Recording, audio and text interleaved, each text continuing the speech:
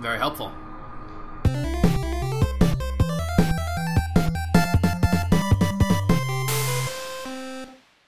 Nicely done. Who are the worst? For example, I beat Halo Reach on Legendary on my own. Oh my god. Which was insanely hard, by the way.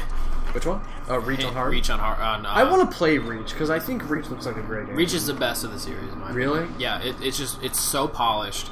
It's so just direct. The set pieces are gigantic.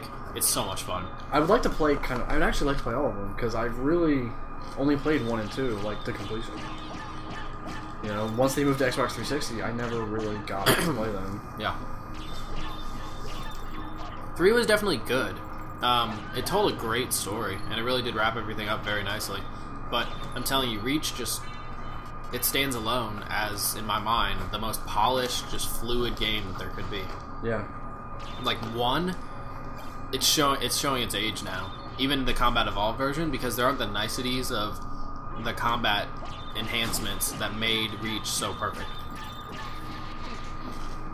And I think I mentioned this in previous videos, but like in Reach, if you go to backstab somebody with your melee attack, it'll throw you forward and initiate that attack. Whereas the niceties, it's like the sword in 2 and stuff, where like you have that room to lunge in. Mm-hmm. Yeah. Whereas in 1, you feel like an idiot because you'll like throw a punch and miss, and then they'll run away a little bit, and you have to chase them and beat them up. It's not the same. And in Halo, that was back in the time of, look at how big our level can be. Isn't this amazing? Yeah. And it feels that way, because like there's a lot of walking. Look how big and much you're going to have to drive that Warthog to get across. With nothing in the middle to see. And they're self-aware about it. Like, there's an achievement on the Xbox 360 version where it's like, traverse an entire level without using any vehicles. It's like, oh god. You have to earn those points. Yeah, I can't remember if I bitched very hard about this, but I'm going to. Xbox One is just shitting on people with achievements at this point. Really? There's an achievement for everything, and they're all worth like 5 points. Like, there are 1,000 achievements. So they're just splitting down Take that in for a minute. Yeah. 1,000 achievements. They're just splitting down their points to nothing so that they can give you achievements for everything you do. I hate that. I hate it too. It makes everything mean less. No. So, like, I don't know about how achievements work necessarily. So, in PlayStation, you have different quality trophies. So you have, bronze, silver, gold, and platinum. Platinum is always the 100%. If you get all the bronze, silver, and gold trophies in a game, you platinum it, right? So how does the Xbox work? I know everything has a point value, and every game has a certain amount of points it has, right? Like 1,000 points. So there's no, like, you complete everything. It's like, you just get 1,000 points, that means you did it. Well, no. So, it's not like that at all. So, Xbox basically says, every game, or it used to be this way, every game gets 1,000 points. Right. And out of those 1,000 points, you can do whatever you want. So, for example, what I'll do is I'll beat the campaign on hard mode.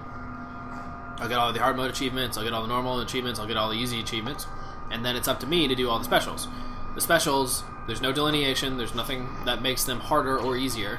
It's just you know that you're going to have to do something different to get these achievements. For example, kill 25 enemies on one level without dying. Things like that. So there's a lot of fun challenges built in, but there's no, like, 100%ing a game. And often, there isn't a 100%ing the game option, because, for example, I beat Resident Evil 5. I love that game. I got 49 out of 50 achievements, and then they released a DLC pack for multiplayer, which added 5 more achievements, and I was never going to get those. So, like, there's no 100%ing, even though I beat the game on everything but professional. Okay, well, I mean, I'll say that about... That's the same thing on PlayStation 2, typically. But what they'll do, and what they're smarter about doing now, is that those extra trophies will be under DLC. So, it'll ruin your percentage. So, like, I have Dante's Inferno, which was a PS3 game, or whatever. You could platinum that. It was pretty easy to platinum. I platinumed it, right? But then there's these DLC packs that added more trophies, so I don't have 100% anymore. But I still have a platinum. Bastards. Because what happens is these newer trophies will have, like, a plus sign on, like, the logo. and it means it was an added-in trophy. So you don't need those trophies for a platinum, but they do affect the percentage because there is a total amount of trophies in the game. And I don't mind that. You know, as long as I can get the platinum realistically, I'm cool with it. And every game that has multiplayer components should count those as plus trophies, which I really fucking hate. Which we've talked about before. I hate, like, Street Fighter. You will never get all the trophies for it because not only does no one play the original Street Fighter 4 anymore, but multiplayer trophies are hard in fighting games. Yeah, well, yeah, multiplayer trophies in every general game, but are just really difficult, especially fighting games and complete. Shooters too. I mean, there's an element of fun there where it's like, okay, yeah, I got a multiplayer achievement. You can't just... Alright. It's very rare for you to just grind those. Time for a boss. A boss or the boss? Not the boss. We have to get the rings first. Damn it! But this is the succubus. Special fake save coffin.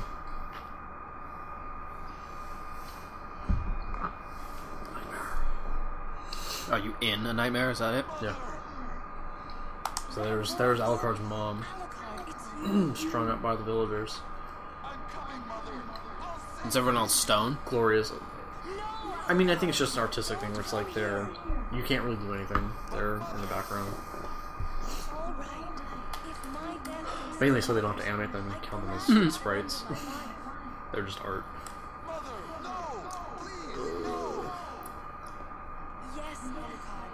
This voice acting is glorious. Just like all the rest of the voice acting in this game. Watch me die. What? What?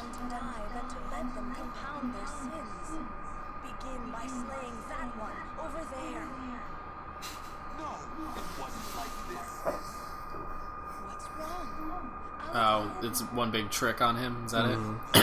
It's the succubus. She's messing with him. Trying to. I thought he is a vampire. He is. He's half vampire. She's human. Dracula's vampire. You're not my mother.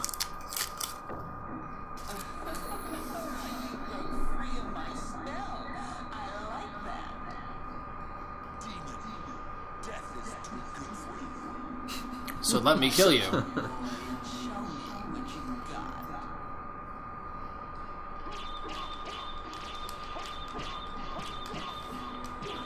Another thing I hate is when bosses can't be hit by initial attacks.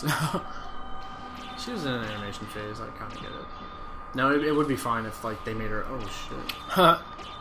It would be fine if they made it so you couldn't move until she was done with the animation. Agreed. Yeah. Destiny is also a villain of this because literally I'll be like, oh, I'm gonna throw rocket launchers at this guy, and then it just does nothing. I really hate that. That was fast. I've got some like even just since the last boss, I've gotten some really good equipment that really boosts my attack out. dot to dot.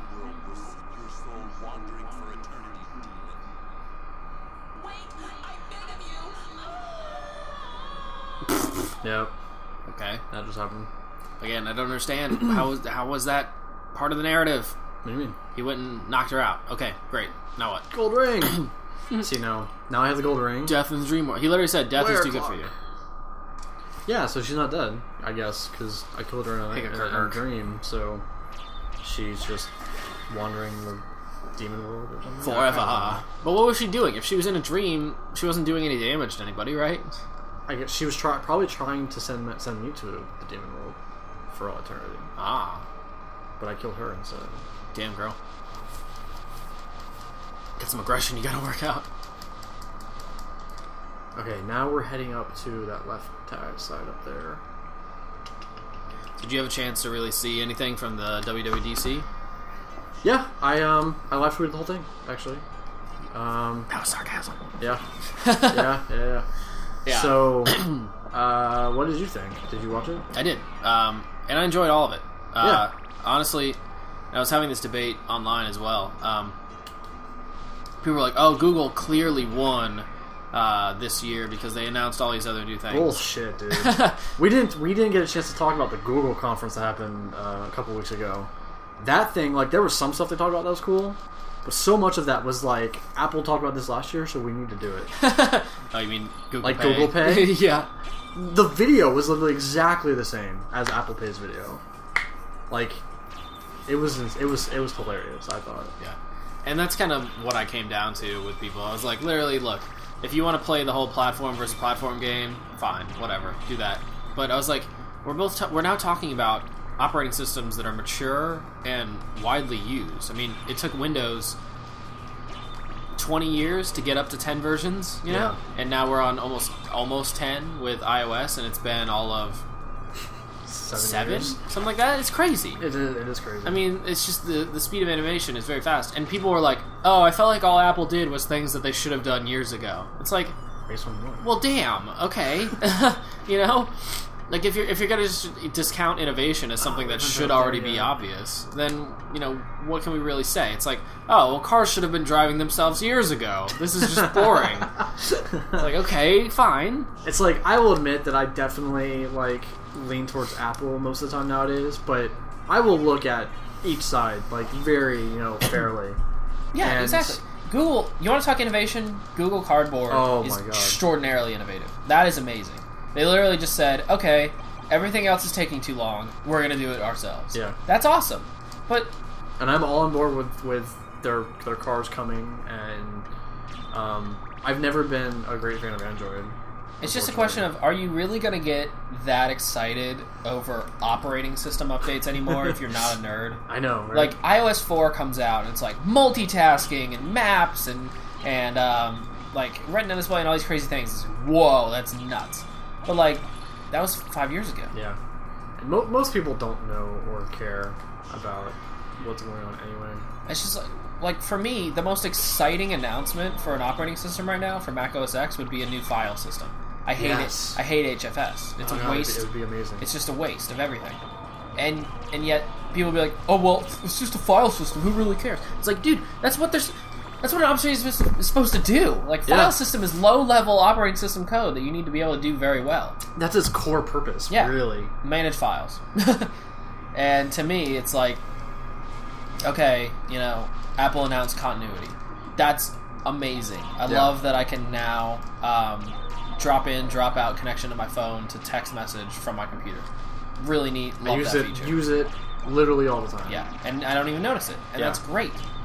Whereas it's like, you know, the little things that matter to people who care were getting out of hand recently. So one of the biggest annoyances for designers has been, ever since like Snow Leopard, which was perfect, Lion, Mountain Lion, and all these others, they added this weird stuttering lag anytime you used Expose. So anytime you kind of scrolled windows, it would just go click, click, click, click, and really gang up. Now at this point, you're over my head. What is this stuff? Expose is like F4. It's when you look at all your windows at once. Oh, okay. But on the newer versions... Oh, yeah, okay. There's just a stuttering lag there. And you know what I hate? I don't know when this happened, but my app button, the one that's supposed to bring up your app library thing, brings up Mission Control, right? Okay, yeah. And I don't know why it does that, and I can't fix it. I've tried. Strange. So now I had to make it so that I could do it by going up to the hot corner. Right. When it used to be that. It used to be Mission Control. Yeah.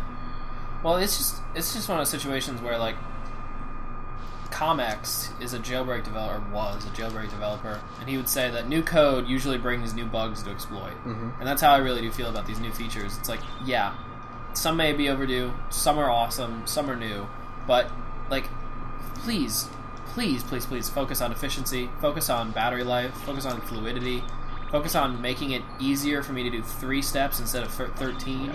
Like, I feel like that's a lot of what they talked about for iOS 9 and thankfully, for yes. El Capitan. It's because the majority of Apple users were literally like, dude, fix this stuff. Go back to the quality that we expect from you. Yeah. That's why we came to Mac instead of Windows.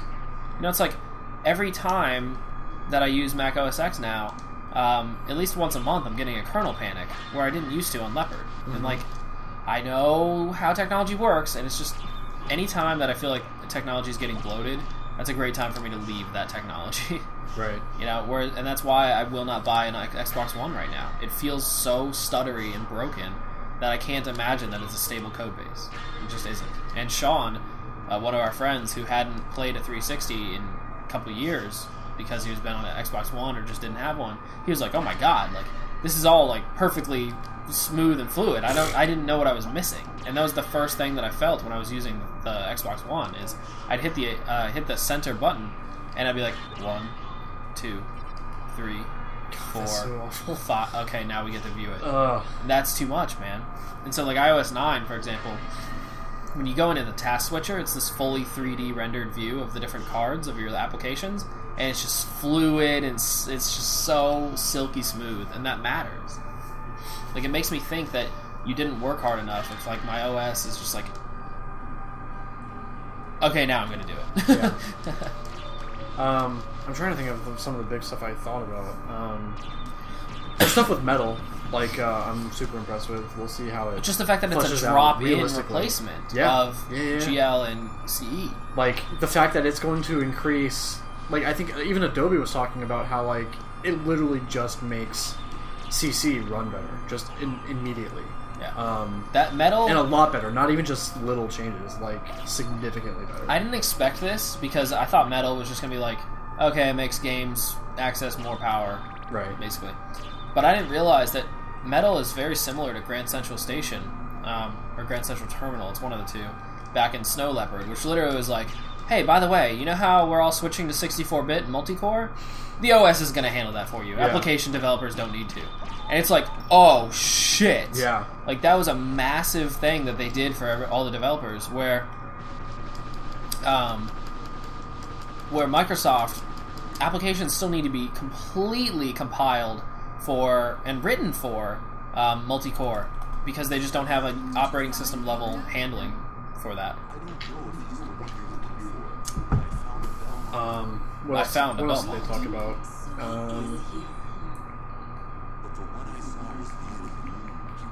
The multitasking stuff's cool, but I don't really have an iPad, so I can't really take advantage of it. The whole snapping thing, too. has, I like, must go now. That's been around since, like... What the hell? Microsoft started messing with it with, like, 8.7, 8.1 and stuff, and... I don't know. Okay, so now we have both rings. So we need to wear in Clock Tower. Clever. So now we have to head back to the Clock Tower and get the holy glasses, and then we can go fight Richter Belmont. Richter Belmont. Mist could pass. How long is it going to take you to get this next item? Lord Almighty. Not too long. We're going, like, right to the middle, basically. So just, like, kind of cutting across. Yeah. Drop down. So anyway, multitasking looks awesome on iOS 9. I wish they would announce multi-accounts, too. That would be really nice. Ooh. That'd be interesting. They did a lot of architecture improvements to this, which, again, to me, I love the tick-tock cycle, where it's Intel pioneered this. Every other year, it's like, okay, this is a speed increase, and now it's a feature increase. Yes. It's one or the other. It's the same thing with the iPhones. It's perfect for me. I love our operating systems do the same thing. I don't care if iOS 9 is like, okay, we're doing a lot of foundational stuff, and then we're going to do awesome stuff in 10. That's great. Like, take the time to refine your work. And in fact, that was one of the big things that they said. They were like, oh, by the way, just because we actually care about efficiency, everyone who installs iOS 9 gets an extra free hour of battery life on every charge. It's like, well, damn! That's a huge deal. That's massive! And, like, the power save mode, super cool. I love that you can flip a switch and get 3 extra hours of battery life. But that's amazing. That isn't the same thing. That's aggressive limits to power and usage.